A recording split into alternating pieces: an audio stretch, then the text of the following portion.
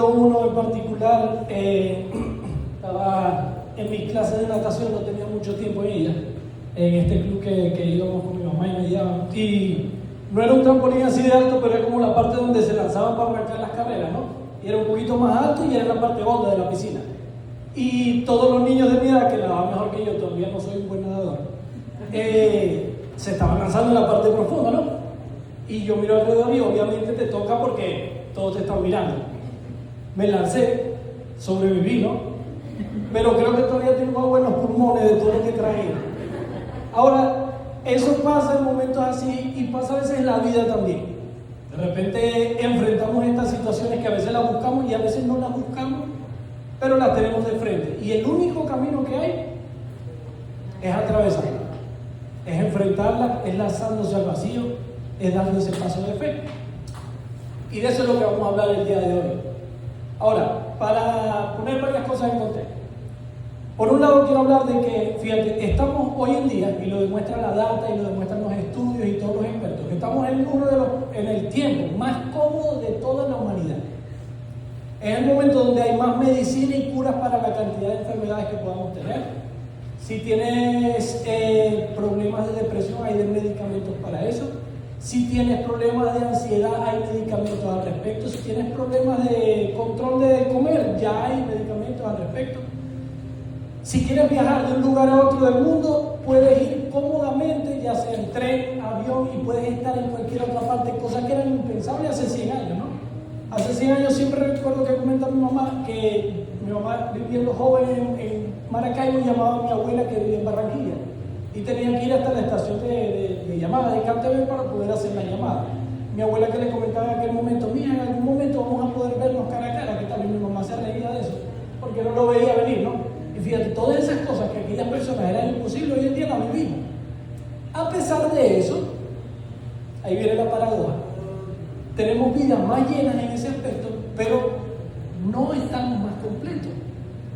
No va con una satisfacción en los estudios. Al revés, los índices de ansiedad se disparan.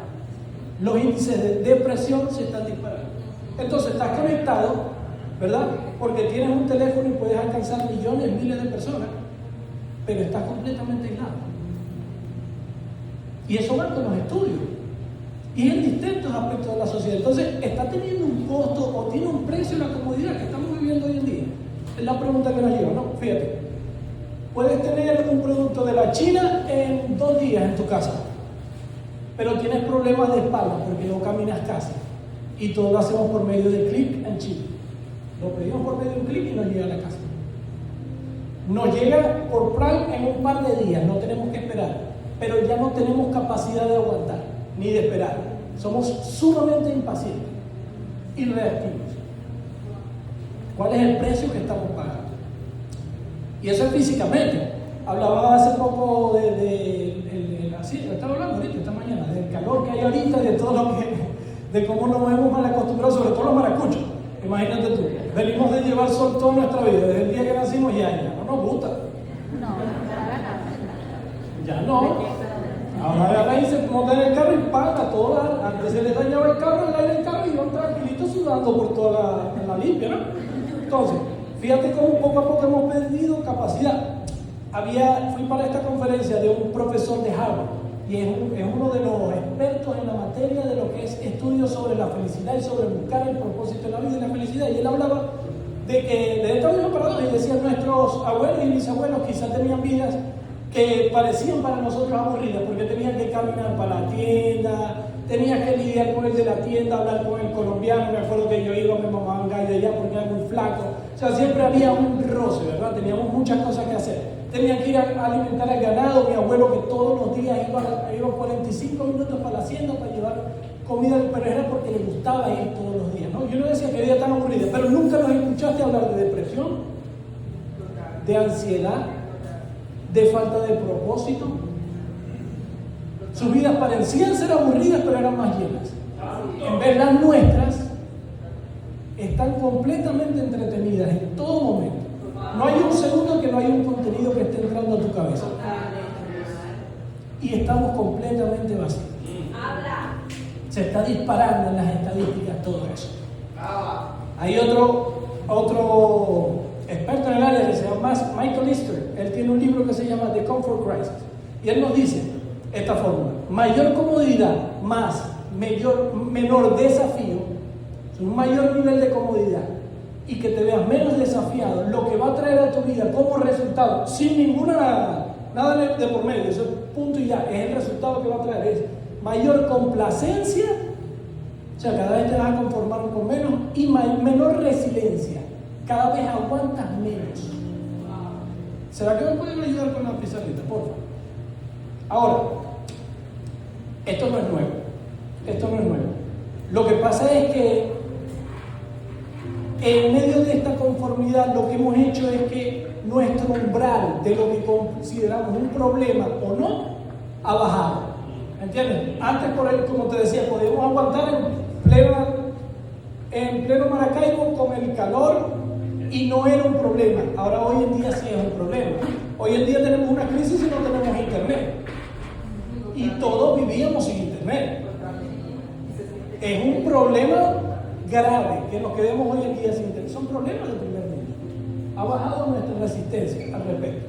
Me voy a poner un poquito creativo más tarde, pero ahorita vamos a concentrarnos aquí. Ahora, no es nada nuevo. Jesús, en una de las promesas, no he visto ninguna encuesta sobre las promesas de Jesús, pero creo que esta es de las menos famosas, ¿no? Él nos dice: en el mundo tendréis aflicción. Todos no lo saben. No hay truquito detrás de eso, te lo está advirtiendo. Vas a encontrarte pruebas y aflicción. Van a venir en la vida. Y los seguidores de Jesús del primer siglo y del Nuevo Testamento estaban completamente acostumbrados a esto y lo sabían, lo tenían claro. De ahí que ves constantemente referencias en la Biblia del Nuevo Testamento de: no tengas miedo, no te rindas, ten fe, mantente en la pelea, mantente en la carrera. No te hablan de que no vas a enfrentar dificultades. Te dan una manera en específico en la cual se enfrentan las dificultades y traen un resultado posterior. No es lo mismo. Ahora, Santiago, que es uno de estos que nos habla de eso. Santiago es un caso muy peculiar, porque fíjate que Santiago, durante la vida de Jesús, nunca aparece, a pesar de que es uno de los hermanos de Jesús. Y después, durante su crucifixión, tampoco está Santiago por ningún lado. De ahí que Jesús le dice a Juan: por favor, cuida de mi madre. Pero lo que pasamos en las páginas y llegamos al otro lado de la historia, después de la resurrección de Jesús, aparece Santiago como un líder de la iglesia. ¿Qué tendría que hacer tu hermano para convencerte a ti que él es hijo de Dios?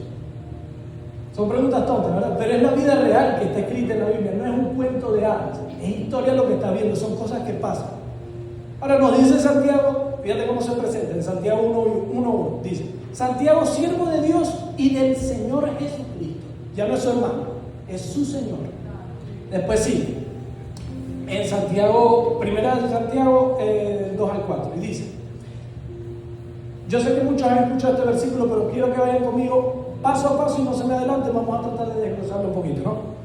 Dice: hermanos míos, considérenlo como un motivo de alegría.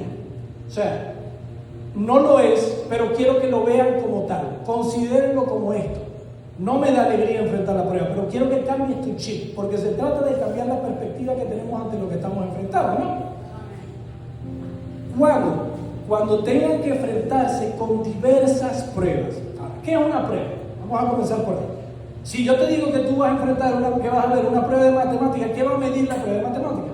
Tu conocimiento es matemática. Si es una prueba de fuerza, va a medir tu resistencia en fuerza, ¿verdad?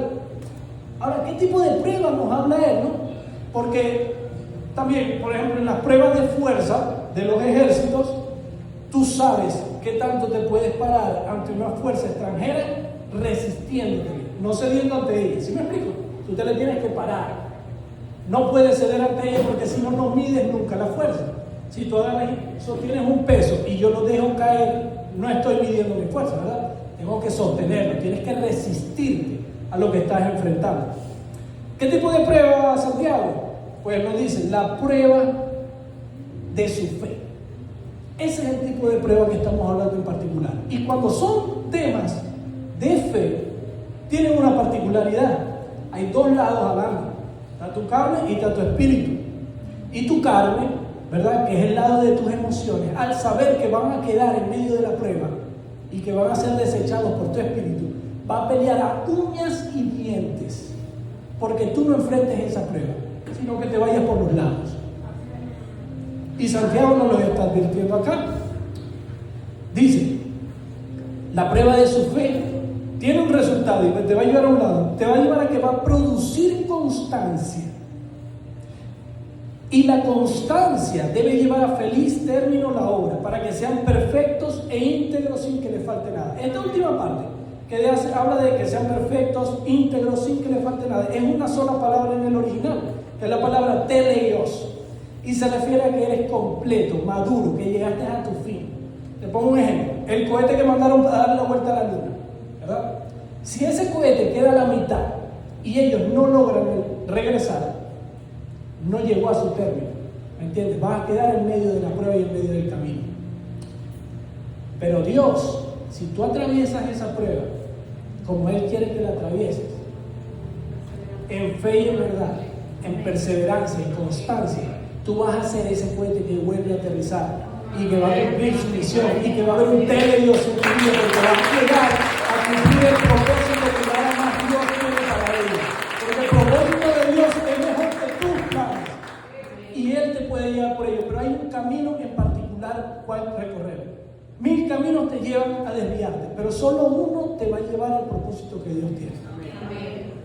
Entonces, Santiago nos dice, prueba, constancia, y al completarla vas a llegar a la plenitud.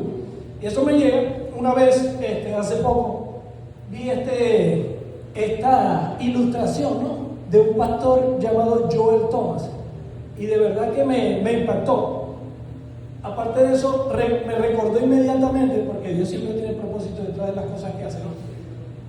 Yo siempre he sido de leer mucho, mi papá me inculcó eso, y tengo un lado artístico que también supongo que lo saqué de mi mamá. En una de esas, siendo chiquito, fui a una librería y compré un libro que pensé que era de dibujar, porque se llamaba Cómo dibujar en una servilleta. Resulta que ya terminando el libro no era de ningún dibujar, era como sobre cómo poner tus ideas prácticas y ideas complejas en dibujo, porque a los seres humanos nos ayuda a procesarlo mucho mejor.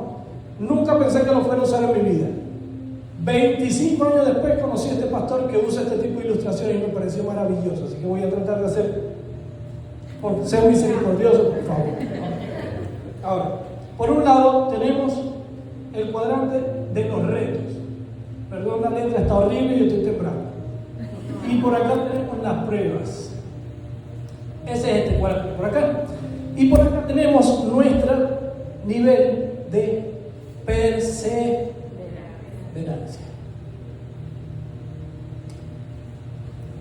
Estos son los dos factores que vas a tener que tener en cuenta. Y acá, Rose, crecimiento. Perdón, cambié el idioma. Crecimiento. Ahora, el crecimiento se ve a veces como si fuéramos hacia el fuego, como si fuéramos hacia lo que tememos, hacia donde tenemos miedo, ¿no? Y para poder atravesar esto como Dios quiere que lo atravieses y que llegues a donde Él quiere que tú llegues, vas a tener que romper distintas etapas. Vas a tener que romper tu zona de confort, que no es nada fácil. Y aquí hay una pared de resistencia, que es lo que hablábamos, lo que podemos aguantar y lo que no. Y esta pared se extiende o se cierra conforme tu capacidad de resiliencia y de enfrentarte a situaciones incómodas, de lanzarte del trampolín. Después de que rompas esta pared, no es que ya llegó el crecimiento, vienes a la parte de la tensión. Y todos evitamos esa tensión de estar montados ahí arriba, ninguno nos gusta. Pero como decía Angie, a lo que estaba adorando, uno decide amar el desierto. Y si tú ves un propósito en esa tensión y tú sabes que hay algo después, tú vas a atravesarlo sin miedo, porque sabes quién está contigo en medio de esa tensión. ¿Vamos bien hasta ahí? Ok. Para poder llegar a tu potencial, tú tienes que romper esas paredes en tu vida.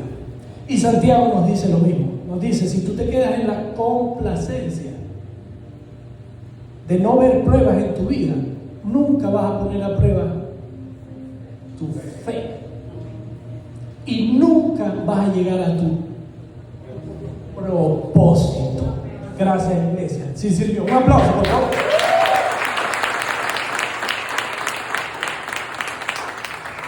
Si me suelto un poquito, gracias.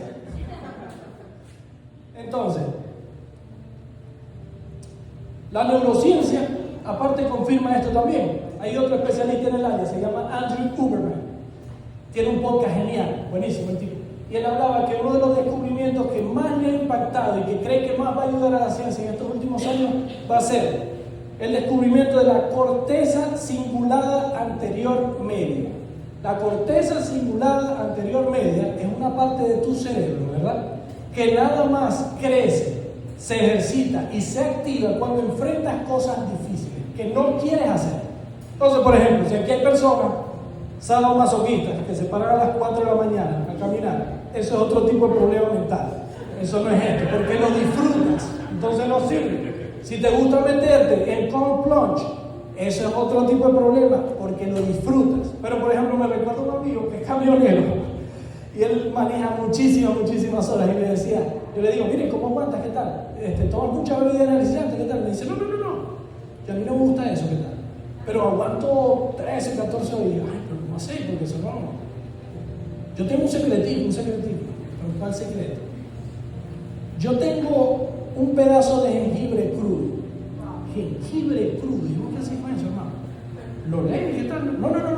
A lo que ya yo estoy así, que ya se me van cerrando los ojos y todo se me va poniendo oscuro, yo agarro el jengibre y le pego un tiro. Y claro, por lo feo del sabor me despierta. Ese hombre está ejercitando su amígdala cerebral, ¿no? Pero lo curioso es que descubren esta parte del cerebro haciendo estudios de longevidad. Entonces, las personas con mayor edad eran las que tenían más desarrollada esta parte del cerebro. Dios te hizo para que tú atravesaras el fuego y para que salieras fortalecido de él. Biológicamente estás diseñado para enfrentar cosas difíciles y para superarlas.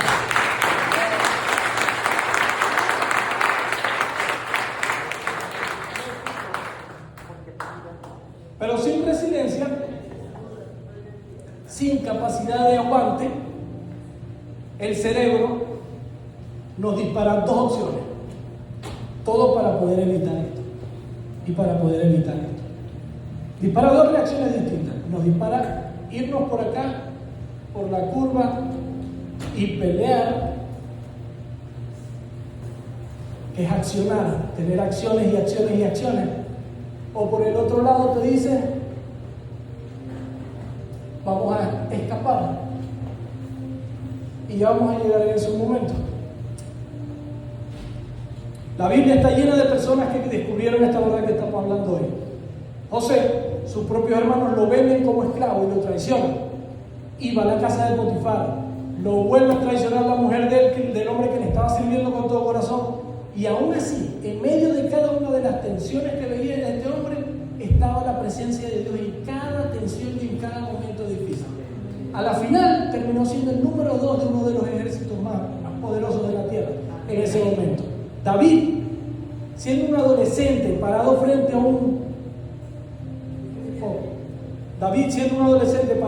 un gigante que nadie quería enfrentarlo, que le quedaba grande la armadura, igualito decidió bajar donde nadie quería bajar, porque tenía la certeza que en ese lugar, ahí en la arena, ahí en el fuego, ahí en la cueva, ahí Dios iba a estar con él. Y espero que esos ejemplos del día de hoy sirvan para ti también, porque ¿sabes qué? El punto de tensión en tu vida y en nuestras vidas es el área donde está enfocado Dios trabajando. El foco de la actividad de Dios es el punto de tensión de tu vida. El foco de actividad de Dios es el punto de tensión en tu vida. No evites la tensión, porque atravesándola es que tú vas a llegar a tu potencial, a tu crecimiento, a lo que Dios quiere para ti. Y lo has visto en tu vida, porque sé que cada uno de ustedes, sé que hay pruebas que han superado, que nunca se vieron pasando por ese fuego, pero hoy en día ni siquiera huelen a uno. Pasaron por pruebas y aquí están parados.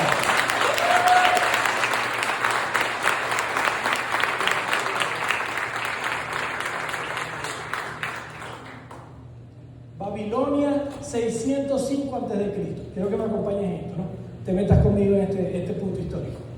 Babilonia era la potencia mundial en aquel tiempo. Era como decirte los Estados Unidos ahorita. No había nadie que se le pudiera parar.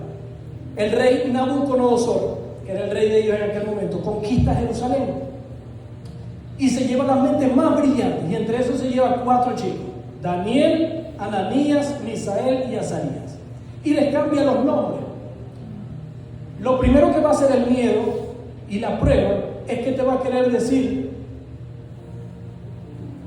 te va a querer cambiar el nombre, te va a querer cambiar la identidad, te va a llamar por tu defecto, te va a llamar por tu problema, por tu pata coja. Es lo primero que va a intentar hacer. Ellos llegan como prisioneros a Babilonia y con el tiempo, haciendo la historia corta, terminan siendo ejecutivos del gobierno más poderoso del mundo, ¿no? Y el rey Nabucodonosor, en medio de su gloria y su ego y todo eso, pues manda a hacer una estatua gigante del mismo, en una posición victoriosa, 27 metros de oro, al sur de la Florida. No, mentira, esa parte. Perdón, me equivoqué. Llanura de Dura, perdón. Disculpa. Y agarra y ya saca un decreto nuevo y dice, no me vaya a quemar por ese. Saca un decreto nuevo y dice, cuando escuchen la música, todos se tienen que inclinar. Y el que no se incline, va para el horno. Y este es el mismo de los leones, el que dice, lo mandó para los leones. Bueno, pues viene del Nabucodonosor. No era una amenaza ni nada, él pone a calentar el horno.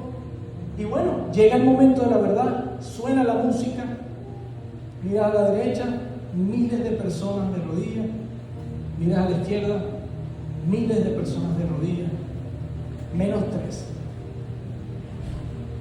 Habían 3 que quedaron de pie. Nabucodonosor, en medio de la ira, los manda a llamar. Dice que con los soldados más fuertes que tenía el reino, y les da una segunda oportunidad. Y aquí es que viene lo bueno, porque todos nos la damos de valiente la primera vez, quizá y la aguantamos. La segunda, todos quizá y arrodillamos. Y tenemos que ser honestos con nosotros mismos. A lo que tienes el miedo de frente y te dice, te doy una última oportunidad, porque ya el fuego está 7 veces más, mandó a calentar el horno. Les dice, tienen una última oportunidad. Y aquí es que viene lo que hacemos nosotros. ¿Buscamos escapar o buscamos pelear?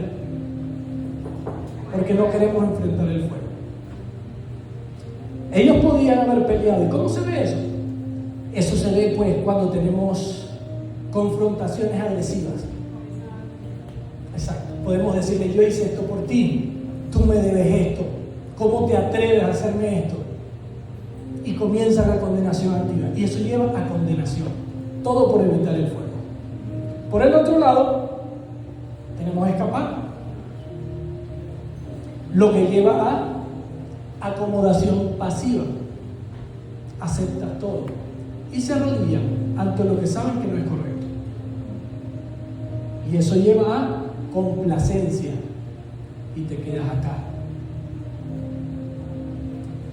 Pero Dios, que es una presencia fiel en los momentos de dificultad, nos llama a que no tergiversemos la verdad al tratar de pelear y pintar de que estamos siendo muy correctos, ni tergiversemos la gracia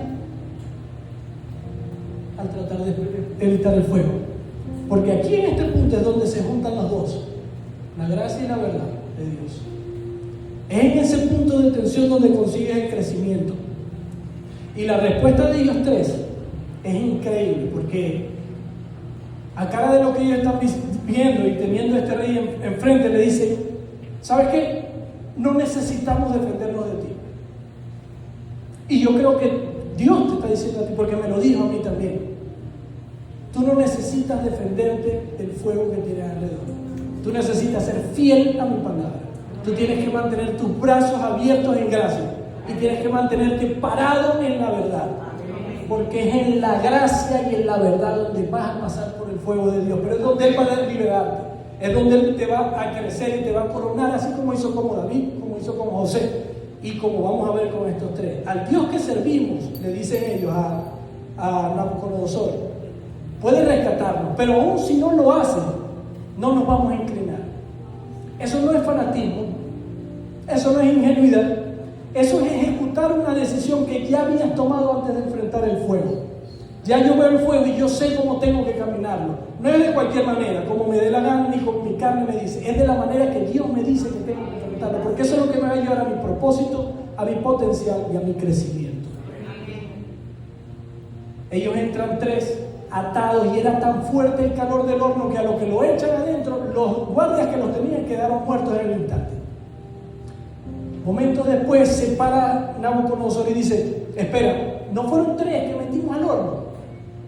Se pone de pie, me imagino, en su trono, pero hay cuatro y están de pie. Dios a veces se presenta antes, a veces se presenta después, pero siempre está dentro del problema, esperando para enfrentarnos junto a ti.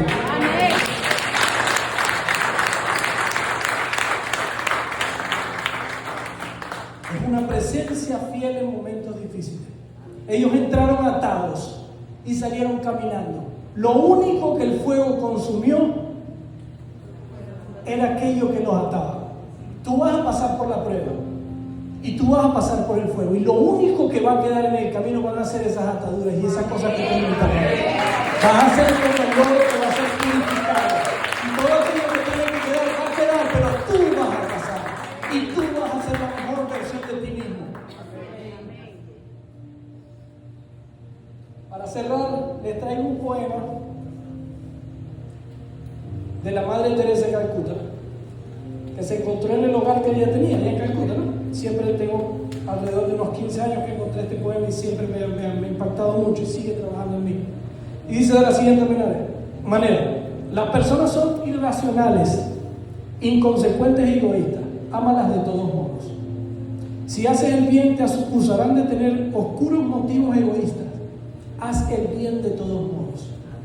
Si tienes éxito, ganarás amigos falsos y enemigos verdaderos, pero ten éxito de todos modos. El bien que hagas hoy será olvidado mañana. Haz el bien de todos modos.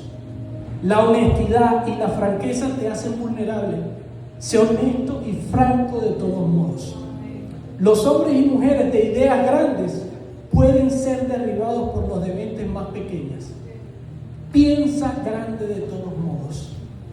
La gente favorece a los desvalidos, pero solo sigue a los de arriba. Lucha por los desvalidos de todos modos. Lo que tardaste años en construir puede ser destruido en una noche. Construye de todos modos.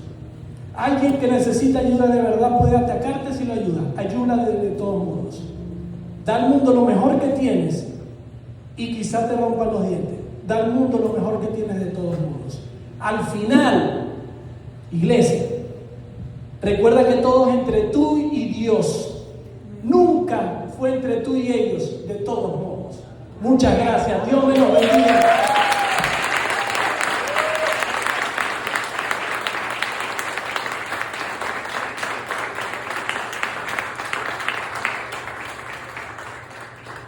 Ahora sí pueden, vamos a ponernos de pie y vamos a orar. Y pues aquellos que sientan que Dios le habló en este momento, aquí están los pastores para orar con ustedes. Gracias.